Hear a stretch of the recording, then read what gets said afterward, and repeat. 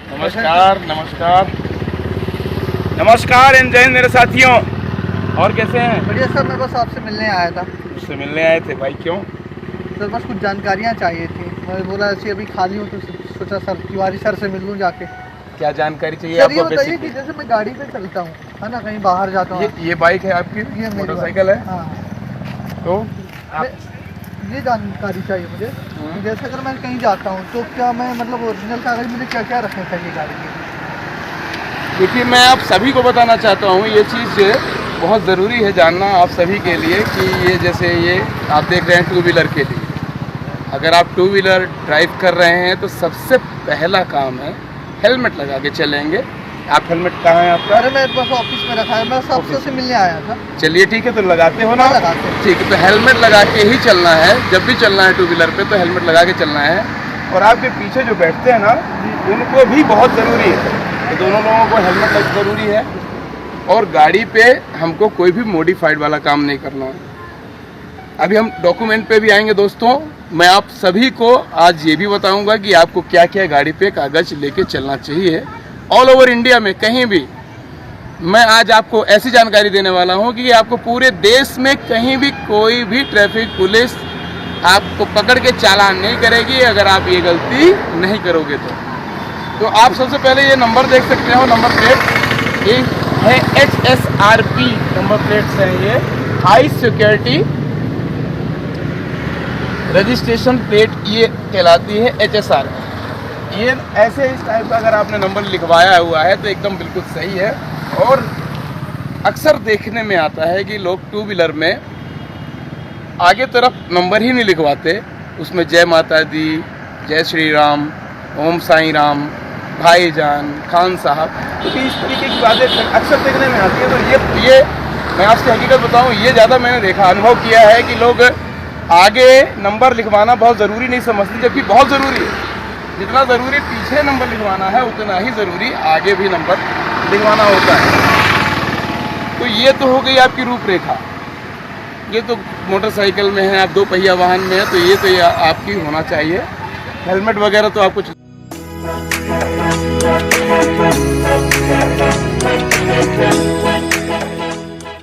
लेके लगा के चलनी है। पेपर्स क्या क्या है तो आइए पेपर्स की बात करें हम तो सबसे पहले है आपका आरसी होना चाहिए। सबसे पहले आरसी होना चाहिए आपका उस गाड़ी पे, मतलब कि रजिस्ट्रेशन कार्ड होना चाहिए आपका, पहली बात। दूसरी बात क्या है? दूसरी बात आपके पास ड्राइविंग लाइसेंस होना चाहिए। जो गाड़ी चला रहे हो उस गाड़ी के लिए आपका वैलिड लाइसेंस होना चाहिए। आपके पास क्या होना चाहिए? वैलिड लाइसेंस होना चाहिए। तीसरी चीज PUC, pollution under control certificate. Actually वो क्या है? PUCC, मतलब कि पोल्यूशन अंडर कंट्रोल सर्टिफिकेट। अगर 1 साल से ऊपर की आपकी गाड़ी हो गई है तो 1 साल के ऊपर की गाड़ी में आपका ये सर्टिफिकेट बनता है। मतलब कि वो देखा जाता है कि आपके इससे प्रदूषण तो नहीं उत्सर्जित हो रहा है, तो उत्सर्जन केंद्र बने रहते हैं, पोल्यूशन कंट्रोल बोर्ड होता है, तो ये आपको PUC बना के देता है। ठीक है, तो जहाँ तक मैं ये समझता हूँ कि आपको समझ में आ रही होगी मेरी बात। आरसी पहली बात है, दूसरा आपका है ड्राइविंग लाइसेंस, तीसरा है PUC और चौथा है आपका इंश्योरेंस, गाड़ी का बीमा। ये 4 चीज़ें हैं, ये की पॉइंट्स हैं आपके। अब इंश्योरेंस जो है आपका कैसा होना चाहिए, मैंने एक वीडियो बनाया है इंश्योरेंस से रिलेटेड भी, मैंने एक वीडियो आपसे बताएं अभी बनाया है मैंने वीडियो, और उसमें बीमा के बारे में मैं पूरी तरीके से बताया हूँ लोगों को। एक्चुअली क्या करते हैं लोग, आपसे क्या नाम बताए आप अपना? विजय दाहिया।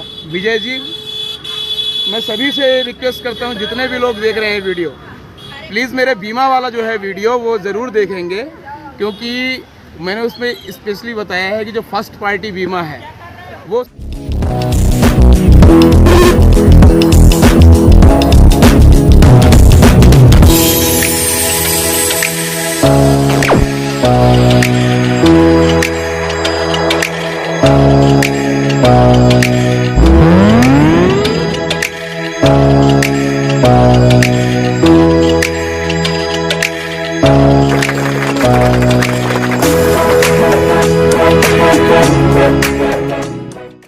साल भर बाद जब नई गाड़ी होती है, अपन नई गाड़ी खरीदते हैं, जी। अक्सर क्या है कि जब गाड़ी खरीदते हैं वहीं से लोग बोल देते हैं 5 साल का बीमा है आपका।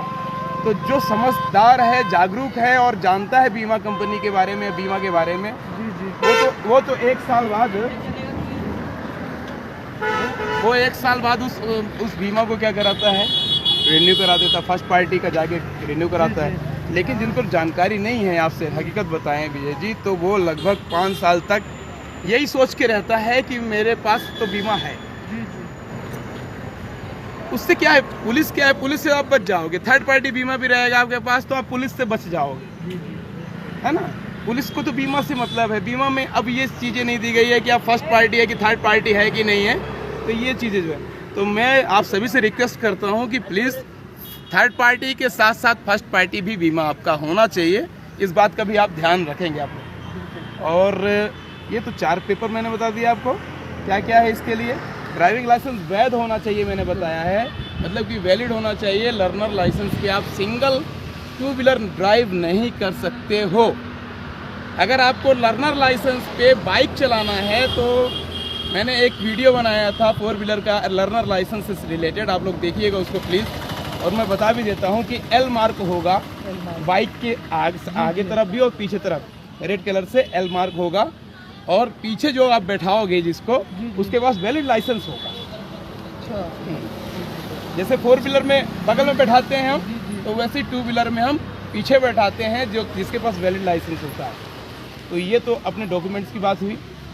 सबसे अहम बात मैं आपको बता दूं कि ये जो आप डॉक्यूमेंट्स को, कोई ज़रूरी नहीं है कि आप इनको ओरिजिनल लेके चलिए, ये भी ज़रूरी नहीं है कि आप इनके ज़ेरॉक्स कॉपी लेके चलिए। हमेशा आप इनको डिजिटल फॉर्म में रख सकते हैं। एक डिजी लॉकर हो गया, चाहे एम परिवहन में रख सकते हैं आप, तो आप इनको रख सकते हैं। कई लोगों में ये क्वेश्चन पूछे हैं लोग कि डिजी लॉकर में क्या रख सकते हैं सर, तो बिल्कुल रख सकते हो आप। एम परिवहन में रख सकते हैं, क्या आप बिल्कुल रख सकते हैं।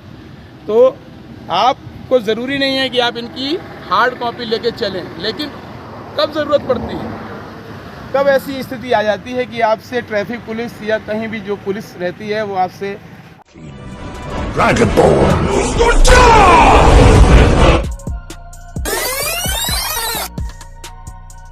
ऐसा काम आपके साथ वही दोस्त कर सकता है जिसकी आपने मदद ना की हो एग्जाम में, और ऐसा हो जाने के बाद आगे वाला दोस्त रुकता भी नहीं है, अपनी स्कूटी लेकर वहां से भाग जाता है। आरटीओ आपसे डायरेक्ट ओरिजिनल पेपर मांगने लगते हैं।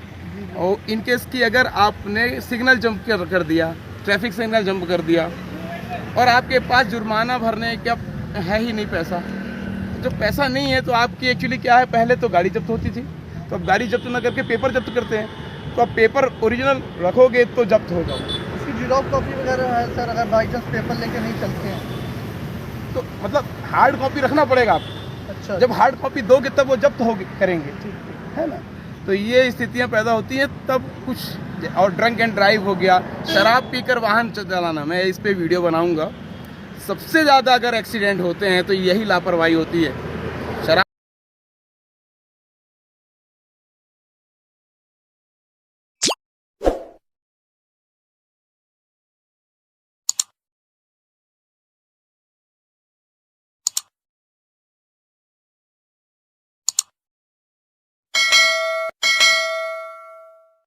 शराब पी के वाहन चलाने में, अगर आप शराब पी के वाहन चला रहे हैं तो यदि आपके साथ घटना नहीं घटित हुई तो आप किसी न किसी दूसरे के साथ घटित कर दोगे, तो ये बहुत रिस्की है। तो ऐसी स्थिति में भी आपका लाइसेंस सस्पेंड होगा। और जहाँ जहाँ लाइसेंस, 4-5 केसेस आपको बता दें, ड्रिंक एंड ड्राइव हो गया, मोबाइल पे बात करते हुए गाड़ी चलाने वाला, और आपका सिग्नल जंप, इसमें सीधे आपका लाइसेंस सस्पेंड होता है। लाइसेंस सस्पेंड होता है तो फिर आपको लाइसेंस की आवश्यकता, दीजिए भाई लाइसेंस, ऐसा हो। तो कुछ अगर आप गलती नहीं करोगे, अगर आप चाहते हो कि मैं बिल्कुल भी कागज़ लेके ना चलूँ साथ में, मेरे मोबाइल पे जो रखा हुआ है डॉक्यूमेंट वही सेव रहे, वही चले, और जहाँ भी कोई देखे मैं वही दिखा दूँ, तो प्लीज़ आप गलतियाँ ये मत करो जो मैंने बताया, वो गलती आप बिल्कुल मत कीजिए। और एक डाउट और रहता है लोगों में, कई लोगों ने मुझसे पूछा है, मैंने कमेंट्स में भी लोगों ने पूछा है कई बार कि सर प्लीज़ बताइए कि ड्राइविंग लाइसेंस क्या ज़रूरी है कि हम ट्रैफिक पुलिस के हाथ में दे दें।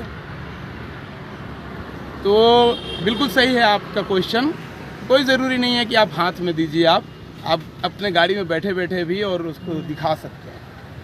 आपको तो दिखाना है ना, जी जी आपको ड्राइविंग लाइसेंस, जैसे ट्रैफिक पुलिस ने बोला है कि लाइसेंस दिखाइए, आप एलिजिबल हो कि नहीं हो इसको चलाने के लिए, तो आपको दिखाना है उसको। तो ज़रूरी नहीं है कि आप उसके हाथ में ही दें। तो ये सारी बातें थी डॉक्यूमेंट से रिलेटेड। आई होप आपको समझ में आ गया होगा और आप लोगों को भी समझ में आया होगा। और जो बातें आपको समझ में नहीं आई हैं प्लीज़ कमेंट कीजिए और मेरे इस चैनल को सब्सक्राइब कीजिए अगर आप नए आए हैं तो। बेल आइकन भी प्रेस कीजिए और ज़्यादा से ज़्यादा शेयर कीजिए अगर ये समझ में आया तो। मैं ये मानता हूँ और ये मैं चाहता भी हूँ कि देश के हर एक पर्सन के, हर एक व्यक्ति के मोबाइल में मेरी बात पहुँच सके और मैं अपनी डायरेक्ट बात उन तक पहुँचा सकूँ, ताकि कई जानें बच सके मेरे दोस्तों। जय हिंद।